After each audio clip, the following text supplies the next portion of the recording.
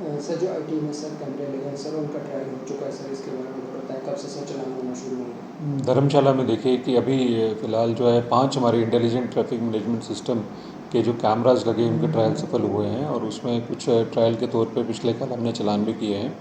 अब इसमें idol parking के without helmet, use of mobile, over speeding, without seat belt, इसके जो चलान हैं ये शुरू कर दिए गए हैं आज से। और हम ये आशा करते हैं कि आने वाले टाइम में जो है इसमें और इम्प्रूवमेंट मिलेगी ट्रैफिक मैनेजमेंट में जी। सर ये कैमरे कहाँ पे सर अभी लगाए गए हैं सर आईटी कैमरे? इनकी डिफरेंट लोकेशन है, स्टार्टिंग फ्रॉम हमारा शहीद स्मारक के पास है, पुलिस लाइंस के पास है, और अपना